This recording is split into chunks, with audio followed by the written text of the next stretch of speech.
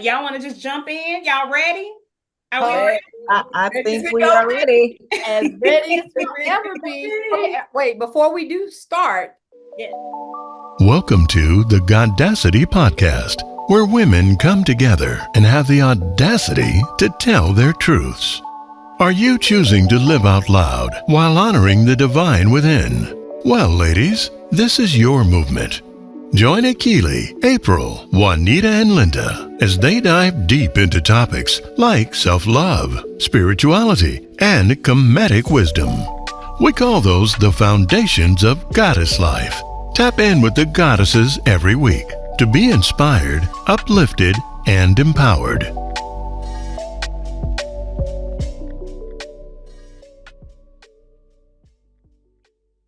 We ready? We ready? Ooh, yeah. You ready? You ready, Queen? Okay, here we go. Welcome to the Goddess-ity podcast. Thank you for joining us. If you're ready to take bold risks, live out loud authentically and boldly to elevate your inner divinity, or perhaps you're already on your way, then you're in the right place. And you might want to go ahead and subscribe to this channel. And while you're at it, click that notification button. So before we jump into today's podcast, let me take a moment to introduce this divine group of goddesses. Goddess April. Say hi, April, wave. She's our visionary leader with a remarkable gift for intuition and an innate ability to read tarot cards. Her talent lies in creating and holding sacred space where individuals can connect with their inner wisdom. Goddess Juanita. Hi. A passionate proponent for empowering women to live their best lives by achieving financial goals, cultivating healthy money habits, and building economic wealth. And Goddess Akili. Whoop, whoop. Yes, whose talents extend far beyond design. She has a keen intuition steeped in astrology and numerology, offering a fresh perspective on personal growth and self-discovery. And I'm Goddess Linda, a devoted advocate for healing and resilience. I'm a trauma coach with deep understanding of the intricate journey of trauma recovery, and I bring insight to insight action to healing. And without further delay, I'm turning the mic over to Akili so we can get this episode started. Well, thank you so much, Goddess Linda. I am so excited that this is our first episode, and I can't wait to jump into the nooks and crannies. This is going to be a good one, y'all. Not that every episode that you tune into won't be fantastic, but this is wonderful because you get to meet us and see what we're really all about and where we're starting from. In today's episode, we're going to be talking about the audacity to be a goddess. If you see, all of us are rocking these beautiful shirts with this beautiful goddess in the middle, right? We're letting you know what that's all about and what we see from our perspective. So when I think about the audacity to be a goddess, it literally means to me that you are willing to walk in your ish. Are we cussing on this podcast? If I'm gonna be authentically me, I might just say shit out here in these streets now. So we are we are I'm letting y'all know right authentically. now. Oh, listen, it's going to happen. Sorry, children. You might want to let them go where they need to go, but we might just say what we need to say. But it's literally the ability to walk in your stuff, walk in your shit, and claim that inner divinity that is you. In order to do that in a world that is super conformist, right? In order to do that in a world where Black women are not centered, in order to do that in a world where being who you are actually purposed, designed, and gifted to be is frowned upon, is audacious. That is some bold shit. Now I'm going to pass it over to Goddess Juanita, who is about to really get into the nooks and crannies about what being a goddess means to her. Well, hello, everyone. I'm so glad you guys are here today. And basically, what does it mean? What does it mean when you say the audacity to be a goddess? Man, that is so deep on so many levels. Basically, for me, it means this bold affirmation of saying that I have strength, I have power, I have influence. And when I am being myself in my, as she said, ish, then I show up. In any place I show up, I bring all of those things, right? I'm not afraid of what somebody's going to say, what they're going to think, because I am unapologetically me. And I am going to show up in a place. And when I show up in that place, it should be changed because I'm going to bring the change, right? If it's a place, I need to change it. So I feel like when I come in, it's up to me to change the atmosphere. If it's low, I want to bring it up high. But whatever place I walk into, that means I'm changing it. I'm changing it for the better. And so it just means coming in and doing these times that we're in now. The world is in such a dark place. We need to bring that light. And now I'll pass it over to Linda. Nice. All right. So for me, what is the audacity to be a goddess? Well, the first thing that came to mind was being true to myself and honoring myself first before others, because we can get into that space to where we are being told to put others first, and when actually that's not true. You need to put yourself first. And because along my journey, the more I can give to me, the more I have to give to other people. And so that being selfishly so in love and connected to myself without care of what other people may say or think about that. But here's the beauty of that. Everything that I am doing, it does benefit other people. So for me, showing up and having the audacity to think of me first, to put myself first and honor myself first, that is the audacity to be a goddess and honor that God within me. And Miss April. Yes, I love what everyone has said. I'm just sitting here listening, taking it in. And you guys have said a lot of things that resonate with me. And one of the things you just said, Linda, about like you being you, other people benefit. I don't know why, but it made me think about how like this life, we're like one large ecosystem, right? And when we think about nature, which we're a part of, you know what I'm saying? Like everything plays a role, right? And so we don't question the tree and the tree doesn't question itself. And that's the same thing with the birds and the bees. The bees just be, you know what I'm saying? And they do what they do and everything benefits from it, right? But we've been conditioned and all of these things and told what we are supposed to be, and how to be and all of these things when really we just supposed to show up and be what we are. And by doing that, like you said, the world benefits, right? And I think that's why it's so much disharmony and why things are so off balance is because we're trying to be everything other than what we just naturally are. You know what I'm saying? So, yeah. So I love what you guys have said. And that's how I see it. It's like, listen, for me, it's to cut out all the noise and give 0 Fs about what anybody else is talking about and just be me as is right now in every, part along my journey, because that changes and it's okay. You know what I'm saying? But, we're all connected and it's all on purpose and for a purpose for us to be exactly who and what we are. So, Is there any other comments on expressing what does it mean to you to be a goddess? Anybody else have any comments? If not, I'll pass it over to Linda for our next segment. I feel like Akili was about to say something. Were you about to say something, Akili? I was. I'm sorry, you didn't say, hey, me. Well, I was waiting for, I'm gonna jump in like double dutch, but Okay, come on, double dutch. Also kind of like let the flow go just in case. I want to say in terms of being a goddess, the biggest struggle that I see with it when I think about somebody with my personality is that I'm kind of like a feather ruffling type of person.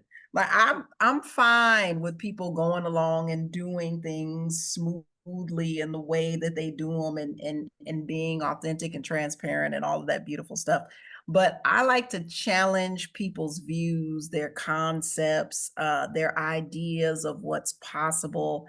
I like to ask the questions that nobody else is asking to see what's going to happen. And so I find that I am in these inner struggles, if you will, constantly with my Goddess-ity, my goddessness, right? It's just like, girl, you better ask these questions. And I'm like, well, they don't want to be challenged right now. Maybe I better leave these people alone. So my personal experience is one where it's like, okay, the goal is to try to understand what the balance is, but it's something that I battle with on a regular basis. So Akili, thank you for sharing that and sharing your personal experience. Like, is there anybody else, Juanita, what other personal experiences can you share with us on your journey? Basically, in some respects, I agree with what Akili has said. Basically, just, I can just think about working in, corporate America.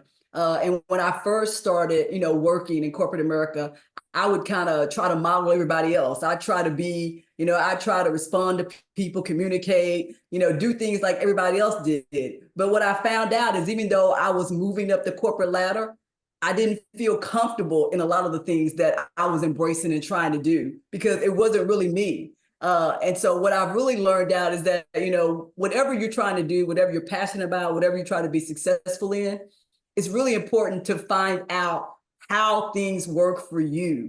How does it, whatever space you in, how do you as an individual yourself operate, in that? And I think when you find out about yourself and how you want to operate, then that's really being authentically you. That's being the goddess that you need to be.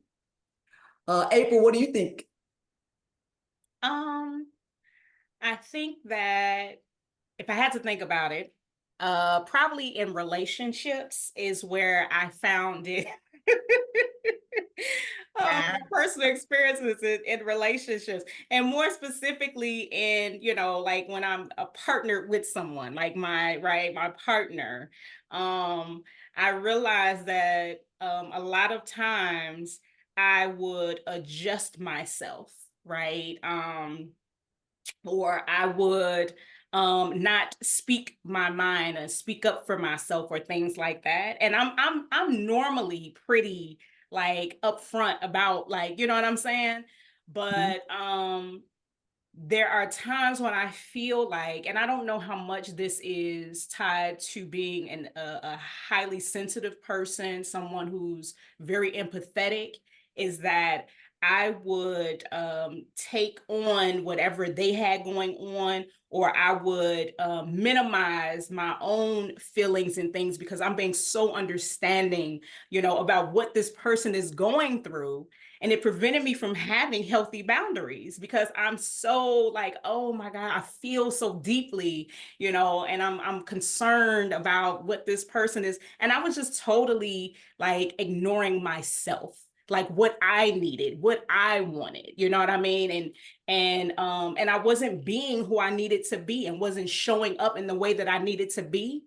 And what I learned is that by doing that, not only was I cheating myself, but I was also cheating them and what it was that they could have gotten out of me showing up as me, being authentic, right? So I enabled some behaviors, child, all kind of stuff, because I was not, showing up, standing in my goddesshood, so to speak. Yeah, yeah, Yeah, yeah, yeah.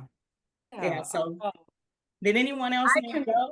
yeah. So let me see. I Yes. can relate to if not everything, at least something from each of you all.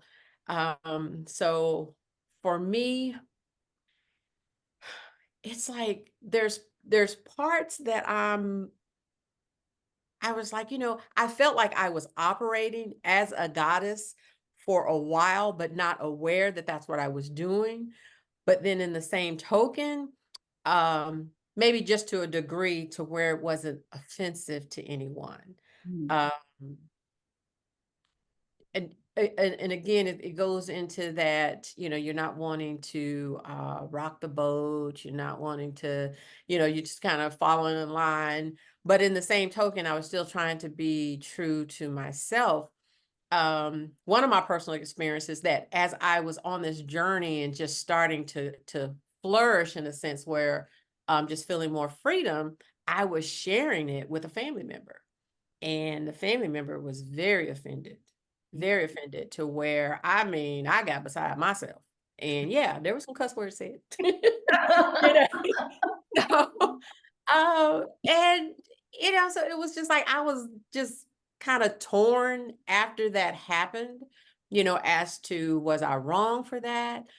But then I had to keep pulling back on what I said earlier. I have to honor myself first Right. and then others. Because if they are offended by what I am saying is good for me, that's something they need to take up within themselves.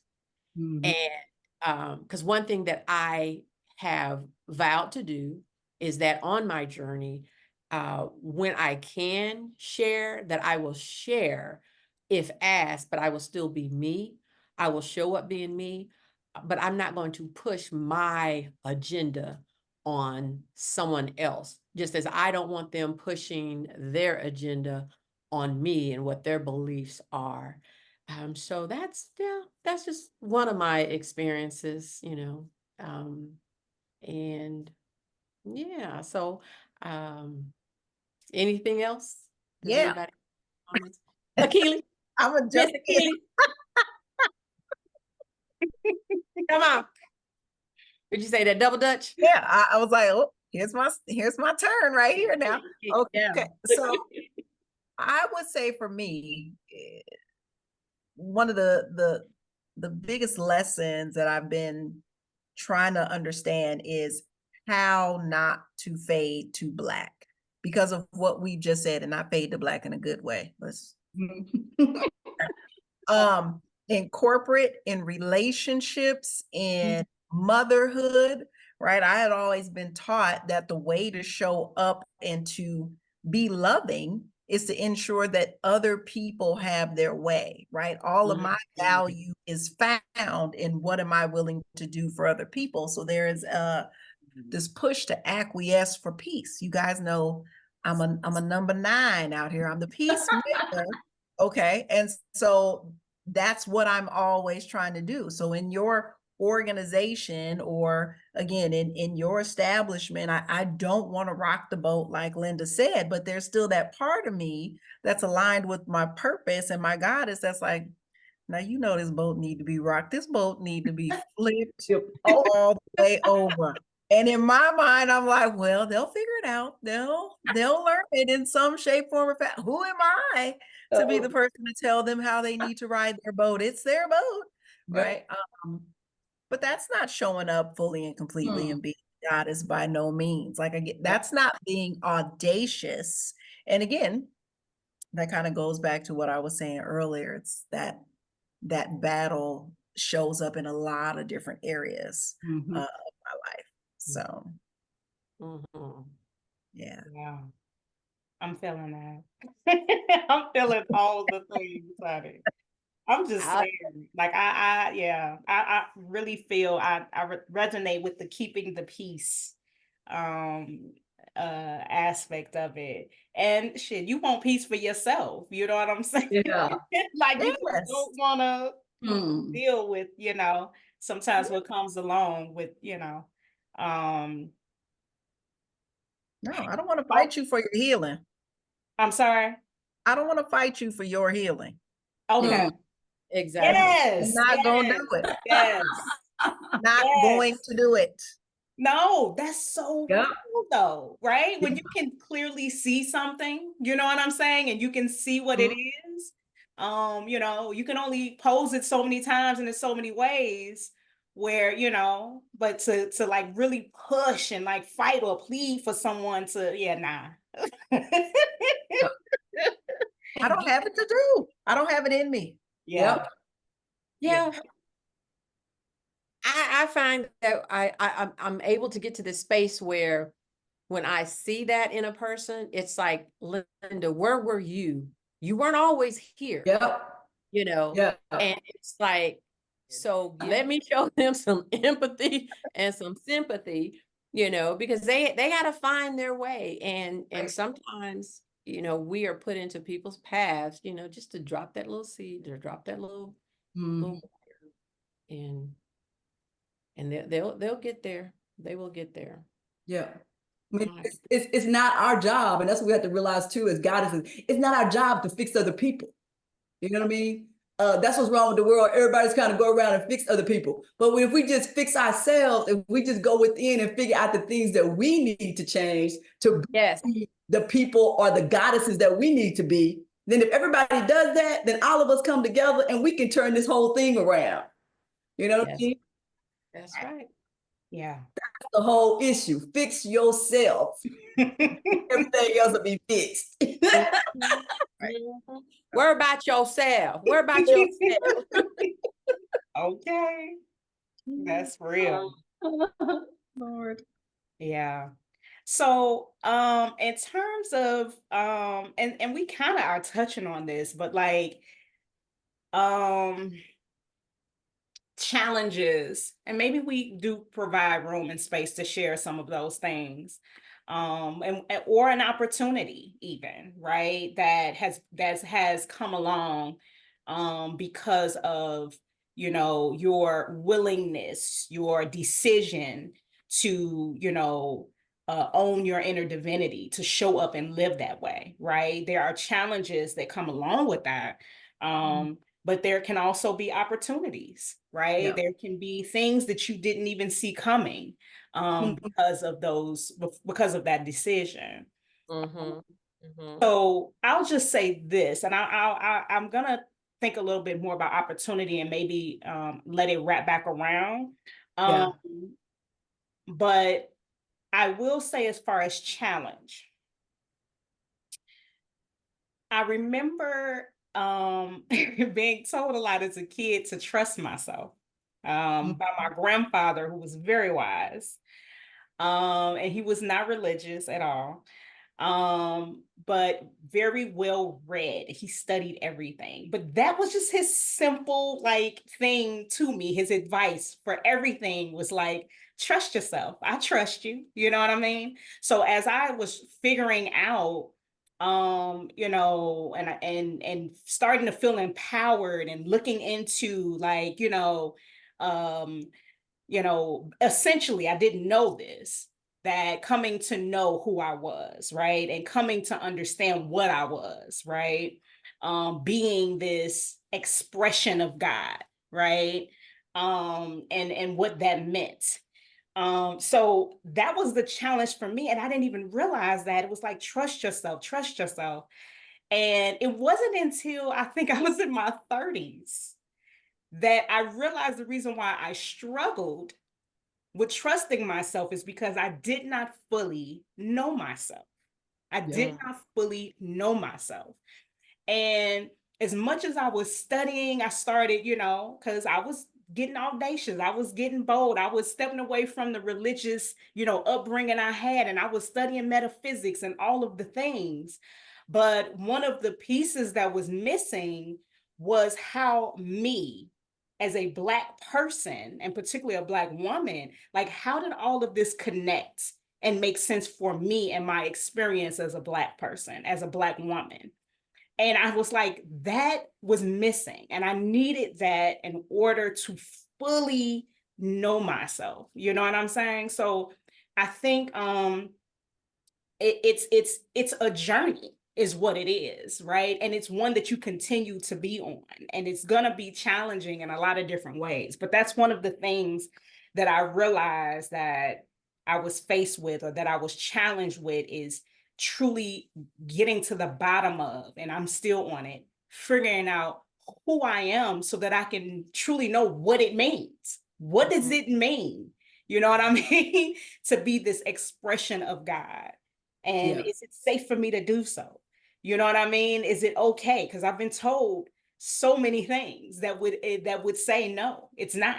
That's not what you're supposed to do. That's not who you're supposed to be, So I think breaking away from, and I think I've said this before, but yeah, the constantly being faced with all of the messages and all of the things that are pulling you away from what you are intuitively receiving. You know what I'm saying? So, yeah.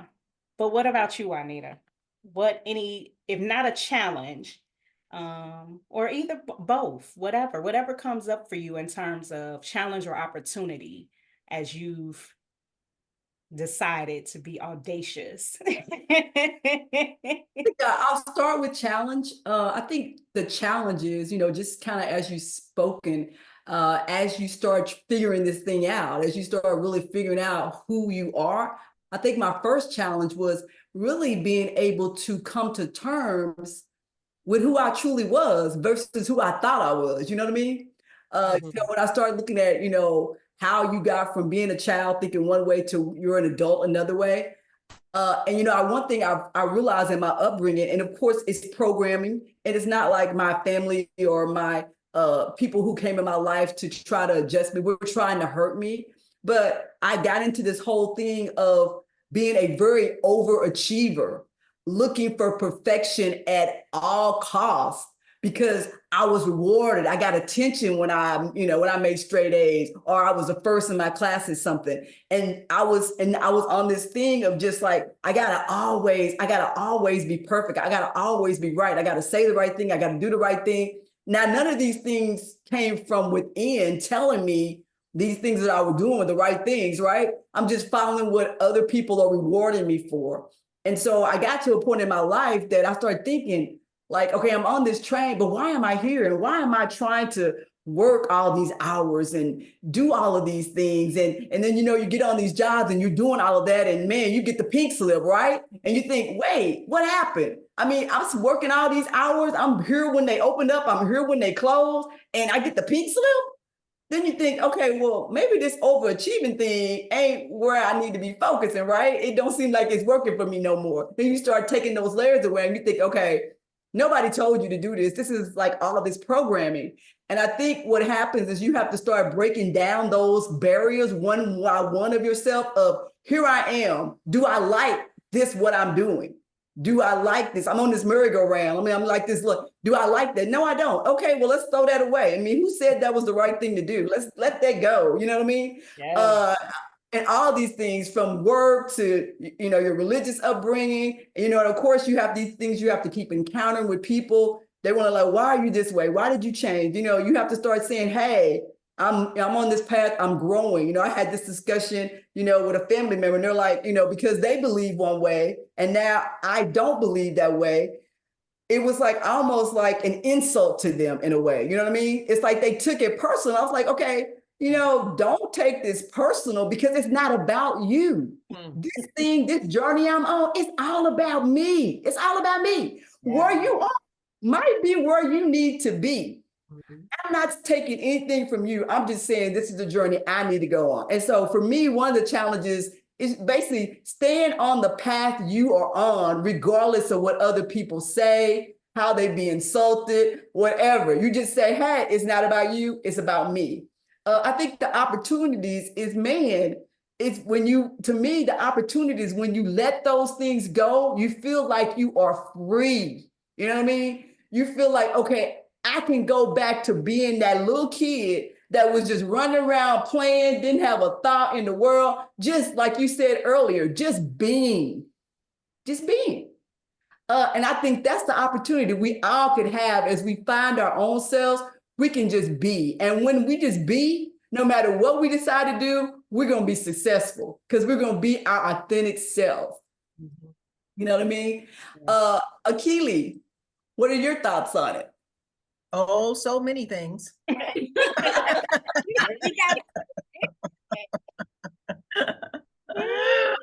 So I'm gonna give two separate instances. In 2010, 2011, I feel like I had a breaking down and a breaking through where I was really just dissatisfied with life. I was working in higher education. I was married. I had these two wonderful children. We had just relocated to Dallas, and I was kind of making a little bit of an ascent in corporate America, and I was getting all this great feedback, from my adult students that I was working with, that Akili, we love you. You're doing great things. You're teaching us, what kind of things we're capable of as students going to school and getting our education. And it just wasn't getting it. Like, I was coming home every day like, this can't be what I was designed for. It was almost like my purpose was nagging me. Like, I've created you for more. I've created you for more. And I'm like, what is calling me? Like, I couldn't understand it, because I was like, I'm doing good things. These people are telling me, no, this is your purpose. You're supposed to be here to feed me. And I'm like, but why don't I feel good about it? Why don't I want to do it all the time if it's my purpose, right? And so I felt like I heard a voice almost audibly, loudly, like, Wow. this is not what I designed you to do. I designed you to teach people about their gifting and bring them to me. And I'm like, who is talking to me and saying, bring them to me? What's going on? At the time, I've been very indoctrinated into Christianity. I was living in Dallas. It's the first time I had met a real apostle. That's what he said his name was, apostle, whatever. I was like, does Jesus know you have this title, homie? I don't know. Who gave you this title? But anyway, that's neither here nor there. So in Dallas, I was inundated with what was going on, but I definitely felt like God was calling me. And now, understanding who I am in 2024, I understand that was the higher self, right? The higher self of Akili, understanding that, yeah, you're going to bring people to their higher self and their higher understanding. That's what you're supposed to do. But going through that feeling of just not living up to my purpose or my destiny was heartbreaking for me. Like, I didn't even know how to function outside of that space, because I felt like everybody around me understood the assignment and I just didn't get it. And it was extremely bothersome for me. Fast forward to the opportunity in 2023, where I started to get really voracious about our history. When I came to KCL, Comedic Centered Living, and started learning about Comedicism, even though my father had been talking to me about Kemet for years and years, there was something about, oh my God, there was something to be said about tying together all of these things I had been learning, since 2011, 2015, about metaphysics and about ancient Africa, and then to bring it all together in terms of us being the people that created the understanding of what metaphysics actually is. That just blew a hole in the door and into the universe for me. Yeah. And so that was the biggest opportunity in terms of just knowledge of self that changed my whole perspective, and even this understanding of being a goddess. It's like, you better show up, because it's like, oh, let me try to get some more light in here. It's like the world needs you, I feel like, on a 10 sometimes. Like, you need to stand in that truth and that power to do what you're destined to do. And sometimes you might not feel like it, and that is what it is, right? But it's like, you are so gifted. You are so talented. You are the prototype. How dare you not understand what's going on, girl? Yeah. And again, I don't, even when I say that, there's a part of me that kind of retracts, like, Yes. don't be conceited. Yeah. I'm not being conceited. I just feel like it is what it is. It is what Like, it is. You are it is. So that to me has been like the biggest opportunity. It's been the one of the biggest change agents, one of the biggest blessings, I feel like some people will call it, but it's just an incredible amount of perspective that I am just so thankful to have. It's changed who I am. Yeah. So yeah. Yeah. Awesome. Okay. What say you, Linda? Hey, so you mentioned KCL. Yeah, I did. So not going back. So my challenge, let's see, I would say maybe 7, 8 years ago. if that, let's say 5, 6 years ago, I was actually studying my Bible. And I was like, okay, I'm like, let me learn some scripture. Let me put some things to memory, because people would come to me and they're asking me questions. They're asking me for advice, and I could not understand why. I'm like, well, why are they asking me? And I said, okay, well, Linda, the proof is that they do. They come to you. So, and if you want to do it from a Christian perspective, you need to be able to, quote chapter, book, and verse. Yep. And so this particular Saturday morning, I'm in my office and I got my little highlighter and all of that good stuff going on. And I get this phone call from this guy I met. And so he called and he was like, "What you doing?" And I'm like, "I'm reading." I was too embarrassed to tell him what I was reading. And so we get to talking and chit chatting. And he said, "You know what? I was so rude. I didn't ask you what you were reading." And I'm like, okay. So in my mind, I'm like, Linda, if you said you want somebody on the same path with you, and you want something as far as a Christian, you need to put that out there, that this is who you are and what you're about, so you can attract that type of person. And so I just like, I'm reading the Bible. And he was like, "Oh, okay, that's my favorite book." And I was just like, "Oh, okay." He asked me this one question. And he said, "Have you ever heard of the Council of Nicaea?" I was like, "No." He said, "Oh, okay.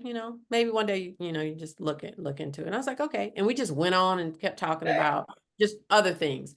Now, my mind, I like to learn. I'm an avid reader. It would not be uncommon for me to have 11 books on my nightstand, reading all of them simultaneously. Don't quote a book, because I'm going to order that book that you quoted if it resonated with me. And then I start reading it as soon as I open the Yeah. package. I'm like, "Put that book down and finish the one you picked up." I know. So Yes.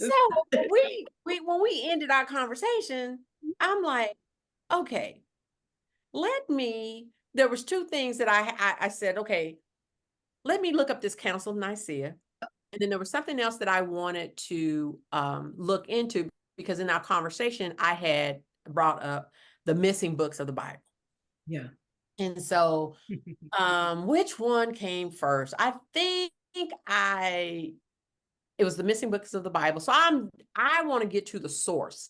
So I'm digging, I'm researching. And honestly, that library that we went to in Alexandria, I believe that's the library that I found online. Oh, really? Oh. Yeah, 'cause I'm like, I'm just not going to take anybody's word for certain things. So I found the transcript and it was long. And so I'm scrolling and reading, And I got to the part where it says, "Who are we going to say Jesus is?" I said, "What?"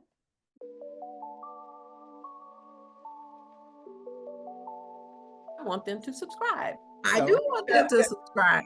I want them to love it and be like, "Damn it, I gotta subscribe to this." Yeah. I have to subscribe.